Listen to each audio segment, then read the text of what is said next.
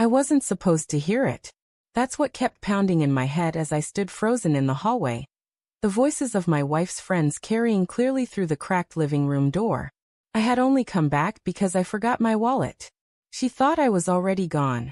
And that's when I heard it, the whisper that changed everything. Just tell him you want to break up. See how he reacts. If he doesn't fight for you, then you'll know he's not serious. The words landed like a fist to my chest.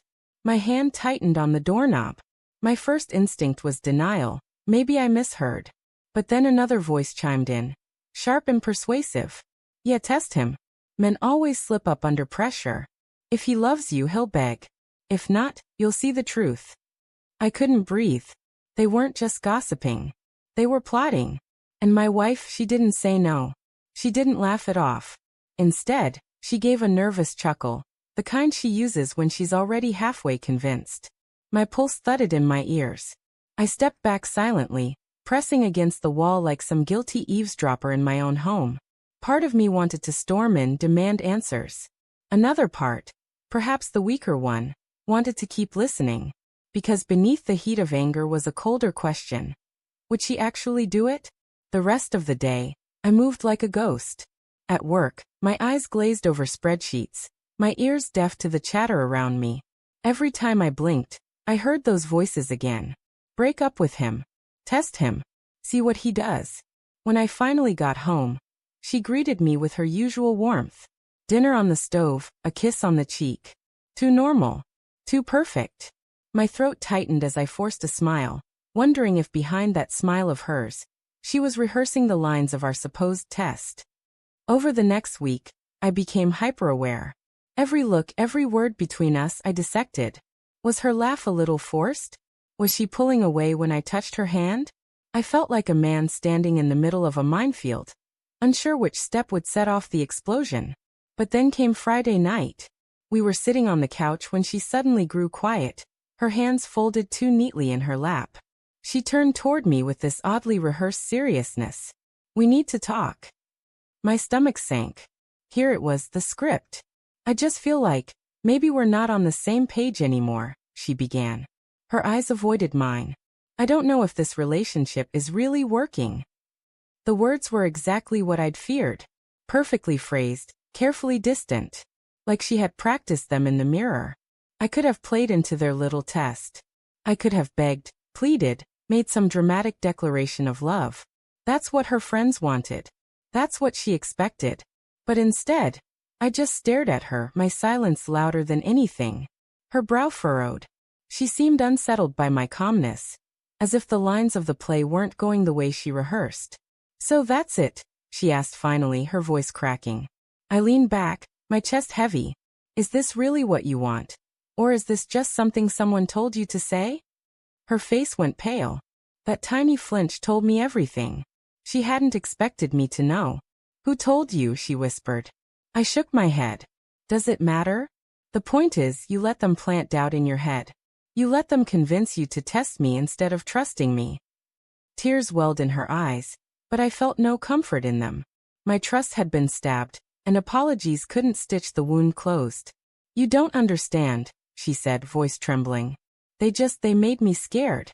They said sometimes men pretend, and I didn't want to be fooled. Scared. My voice came out harsher than I intended. So your solution was to pretend to break up with me? To watch me like some lab rat, and see if I performed well enough. Her sob hit the air, raw and desperate. I wasn't going to go through with it. But I cut her off. You already did. You said the words. You looked me in the eye, and tried to see if I would beg. That's not love. That's not trust.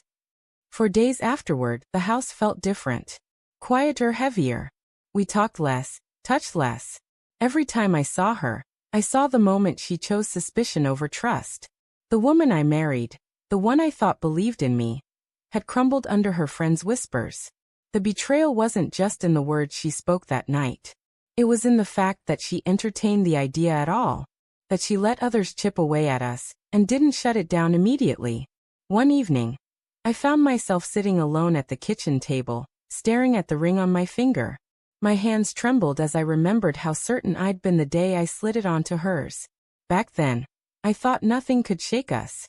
But now, even silence between us felt like an earthquake. She walked in quietly, standing by the doorway. "I've cut them off," she said softly. "I told them I don't want friends who poison my marriage. I'm trying to fix this."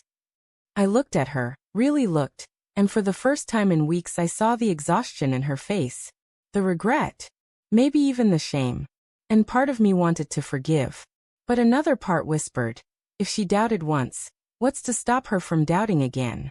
That night, as she slept beside me, I lay awake, staring at the ceiling. My chest ached with the weight of a decision I wasn't ready to make. On one hand, I still loved her. Memories of our laughter, our long talks, the warmth of her hand in mine, they weren't gone. But trust isn't a light switch you can flick back on. Once cracked, it never looks the same. By morning, I knew what I had to do. Not a dramatic exit. Not revenge. Just honesty. When she woke, I sat across from her at the table. My voice was calm, steady. "I can't keep living in a marriage where trust is optional. You doubted me, and you let others dictate how to test that doubt. I don't know if I can ever look at you the same way again." Her tears flowed freely, and she begged for another chance. But my heart, heavy as it was, had already accepted the truth. "I love you," I said softly. "But love without trust isn't a marriage. It's a performance. And I refused to keep performing." Leaving wasn't easy. Packing my things felt like tearing pieces of myself away. Yet as I walked out the door, a strange clarity settled in.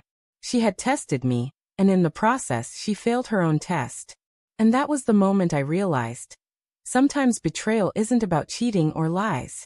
Sometimes it's about the quiet choice not to trust the person who stood beside you all along. I caught her friends plotting, but it was her decision to listen that broke us. And that's a wound no apology could ever heal.